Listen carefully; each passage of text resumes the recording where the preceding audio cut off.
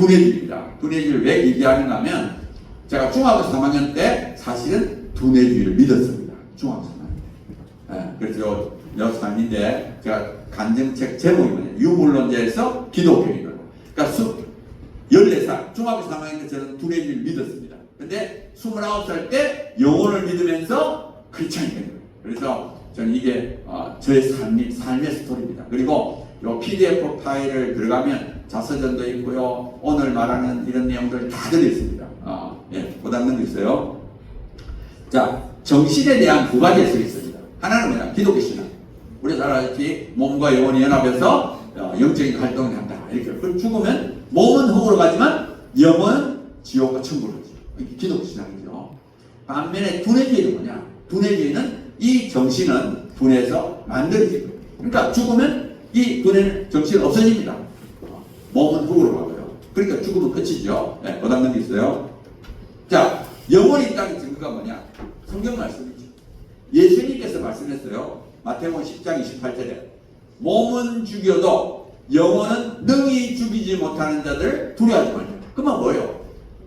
다른 저쪽 누가 내 몸은 죽여도 영혼은 죽이지 못한다는 거예요. 그러니까 몸은 죽어도 영혼은 죽지 않는다는 걸 분명히 말하죠. 예수님이 분명히 말했습니다. 그리고 엘리야가 사르밧 과부의 아들을 살 때 영이 돌아온다 했고요.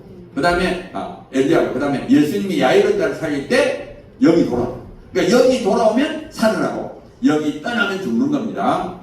그 다음에 죽음 이후에 가는 천국과 지옥을 반복적으로 봤어요.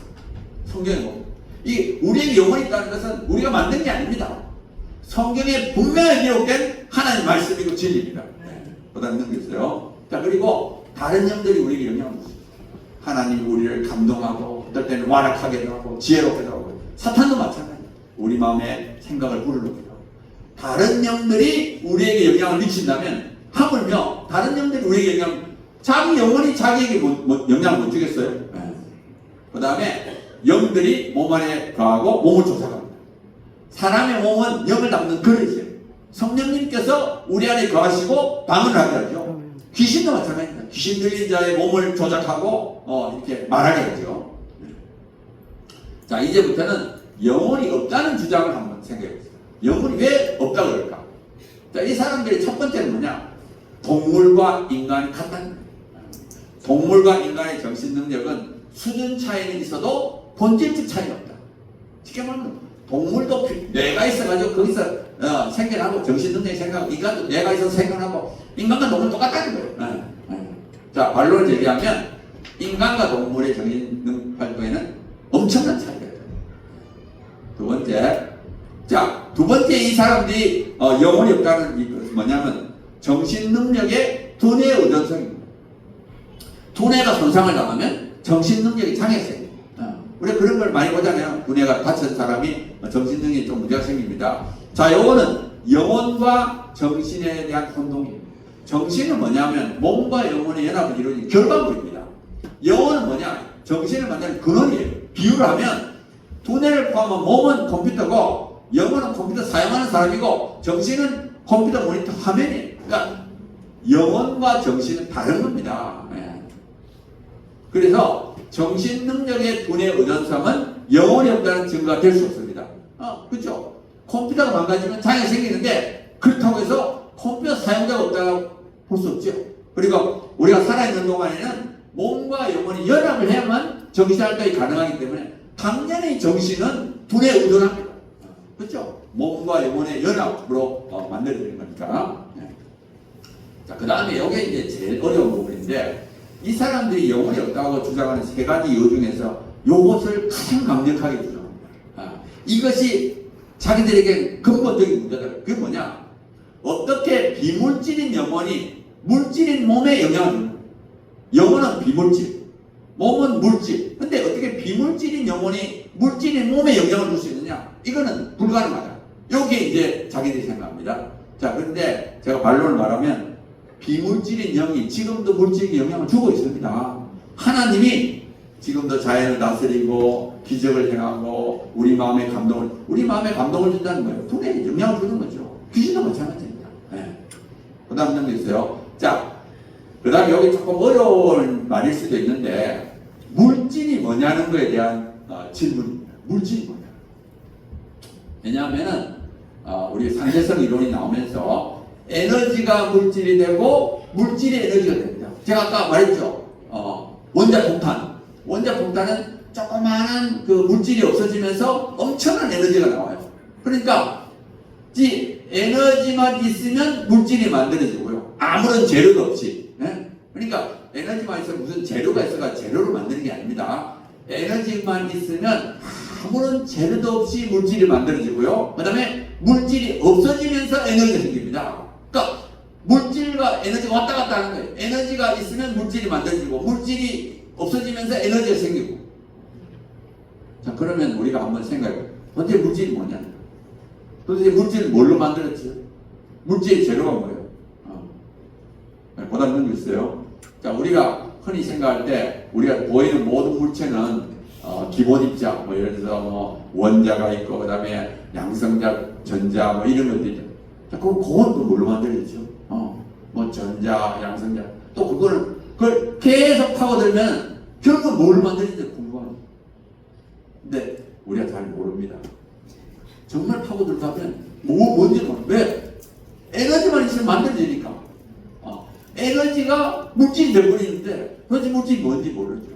그래서 엄밀하게 말하면 우리가 물질이 뭔지 모릅니다. 물질이 뭔지를 모르기 때문에 물질과 비물질이 상호작용을 할 수 없다는 말을 할 수 없어요. 마찬가지예요. 영혼은 물론 비물질과 조금 다르긴 하지만 물질과 영혼이 상호작용을 할 수 없다 말을 못합니다. 왜? 물질이 뭔지 모르기 때문에. 네, 그 다음에 두뇌주의가 얼마나 나쁜지를 좀 설명하겠어요. 정신을 뇌의 생물학적 현상으로 생각합니다. 사고, 감정, 기억과 같은 인간의 정신 활동은 물리화학적 현상입니다. 그러니까 신경과학, 요거는 마치 뇌를 컴퓨터 하드웨어처럼 생각합니다. 인지과학은 마치 소프트웨어처럼 생각합니다. 그리고 그 다음 단계 있어요. 두뇌주의는 인간의 본성을 새롭게 정의합니다. 그래서 나라는 자의식은 뇌의 정보 처리 과정에서 생기는 현상입니다. 그러니까 예를 들어 제가 기론평이라는 자의식을 갖고 살고 있는데 그거는 이 안에 있는 두뇌가 만드는 결과물이에요. 나는 이제 착각하는 거지.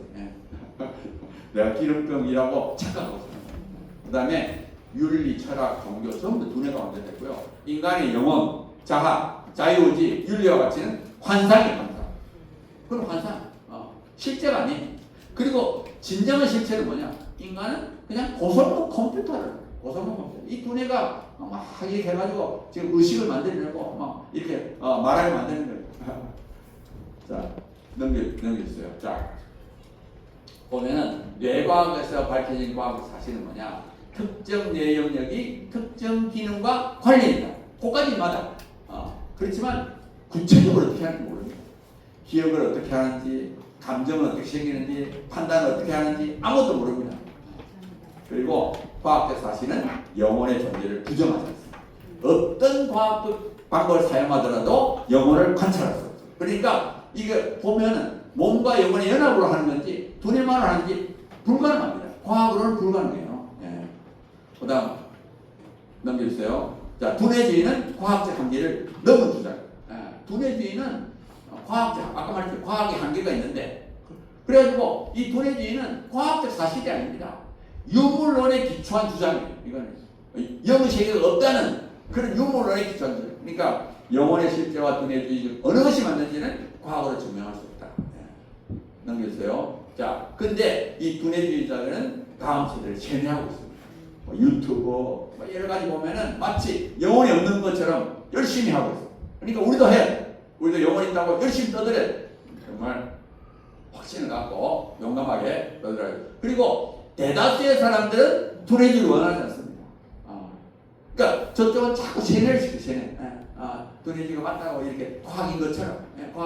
그런데 진짜는 아무도 싫어요. 누가 컴퓨터, 당신은 컴퓨터에 불과해. 그럼 누가 좋아하겠어요? 아무도 안 좋아. 근데 세뇌를 당하니까. 자꾸 세뇌를 당하면, 저게 맞는 것 같다고, 세뇌를 당하면 그렇게 돼요. 근데 그거는 두뇌주의는 자기들의 주장이지 과학은 아닙니다. 과학적 사실이 아니다고 알려야 되는 거예요. 예, 그 다음 넘기세요. 그러니까 우리는 두뇌주의를 반대하지만 뇌과학 자체를 반대하는 건 아닙니다. 두뇌에 대한 연구를 해야 돼요. 두뇌에 대한 연구를 해가 질병도 고쳐야 됩니다. 그런데 우리가 반대하는 건 뭐냐? 영혼 없고 뇌가 모든 걸 한다는 두뇌주의를 반대해요. 그리고 인간의 두뇌는 하나님 거점. 물론 인간의 두뇌는 동물의 두뇌보다 훨씬 뛰어난 그리고 뛰어난 정신 능력을 하도록 되어 있습니다. 네, 그다음 제가 그래서 사실 이제 학문과 교육의 중요성을 좀 말씀드리는데요. 아까 말했죠. 우리가 미혹을 이기려면 모범답을 알아야 돼요. 모범답은 누가 만들어요? 학자가 만들어요. 믿음의 학자가 만들어요. 그래서 이 학문이 교육을 지배하고 교육을 통해서 다음 세대를 이제 가르쳐서 다음 세대가 모든 영역이 얻어지게 되는 겁니다. 네, 그다음 있어요. 자, 그래서 교육을 장악하면 다음 세대를 세뇌할 수 있고 결국 세상을. 그래서 모든 사상과 이념은 교육을 장악하는 거예요. 모든 사상. 예를 들어서 공산주의자들은 아이들 다 뭘 모아가지고 자기들 공산주의 이념을 가르칩니다. 어릴 때부터 계속 가르쳐요. 그러면 걔들이 결국 자라나면 공산주의자가 되는 거니까. 그래서 우리가 교육이라는 차별금지법도 만들어갑니다. 차별금지법도 제일 중요한 게 뭐냐? 교육이에요. 그래가지고 유치원부터 동성애 성전환을 정상이라고 가르치는 거예요. 그래가지고 그러니까 모든 사상과 이념은 교육을 장악하는 걸 목표로 삼는 거예요. 왜? 교육을 장악하면 다음 세대가 오기 때문에. 근데 이 우리가 교육을 이걸 막으려면 어떻게 되느냐? 믿음의 학자가 모범답안을 만들어요. 그리고 이 모범답안은 오랫동안 만들어요. 이거는 뭐 그냥 일시적 조금만 노력해도 되니까 정말 자기 일생을 바쳐서 해야 돼요. 근데 안타깝게도 우리가 지고 있습니다. 솔직히 말해서 우리 지고 있어요. 우리 쪽이 약합니다. 그래서 모범답이 없을 때도 있고 우리끼리 싸울 때도 있고 이미 미혹에 넘어간 크리스찬 학자들이 많이 있기 때문에 정말 이게 굉장히 중요하다는 것을 말씀드리고요. 넘겨주세요. 자, 모범답안은 믿음의 학자가 만들고 이거는 미혹과의 전쟁에서 핵심입니다. 이게 없으면 지는 거예요. 그러니까 우리가 이 모범답안을 만들어야 돼요. 그래서 저는 학문의 복음화가 내일의 세계 복음화. 그러니까 학문을 빼앗겨서는 결국집니다. 사실은 우리가 이게 지는 이유가 뭐예요? 진화론, 빅뱅 이론, 이런 두뇌주의 이런 것들이 학문 안에서 만들어져 가지고 교과서에 들어오기 때문에 우리 아이들이 신앙을 잃어버리고 우리 아이들이 신앙을 잃어버리는 것이 교회의 부패 때문에 그렇다 아니에요. 제일 큰 이유가 뭐냐? 믿어지지 않아서 그렇다. 믿어지지 않는 이유가 학교에서 그런 걸 자꾸 배우니까 이게 성경 말씀이 안 믿어지는 거예요. 그러니까 우리가 우리 아이를 지키기 위해서는 모범답안을 가르쳐야 돼요. 네. 그다음 넘겼어요. 그래서 학문은 교육을 영향을 미치고 또 이게 문화, 언론, 법 이게 다 영향을 미칩니다. 네, 넘겼어요. 자, 그래서 우리가 믿음을 지키기 위해서는 환경을 만들어요. 물론 자기 믿음을 지키기 위한 노력도 해야 되지만 이 시스템을 만들어요. 그러니까 그 중에 하나가 법을 바꿔요. 법을 바꿔요. 나쁜 법을 하면 안 돼요. 차별금지법, 동성결혼법 이게 만들어지는 우리 환경이 나빠요. 그 다음에 문화를 막아요. 악한 문화, 음란한 문화를 막아요. 그 다음에 교육에 또 나쁜 거, 우리 아이들을 믿음을 파괴하는 것이 들어오게 하는 거예요. 그러니까 우리가 지금 우리가 믿음을 지키기 위해서는 정말 이 법, 문화, 교육, 언론 이런 것들이 다 필요해요. 그래서 정말 여기에 계신 분들은 다 그래도 믿음이 있는 분들이니까 제가 부탁하고 싶은 거는 첫째는 자기 자신을 지켜야 돼요. 자기 자신. 유혹과 미혹을. 그러니까 음란한 문화, 그 다음에 미혹. 그러니까 우리 마음속에 우리 주위에서부터 오는 그 유혹과 미혹으로부터 자기 자신을 지키고 철저한 믿음의 사람이 되는 거야. 이게 첫 단계. 본인이 먼저 철저한 믿음의 사람이 되고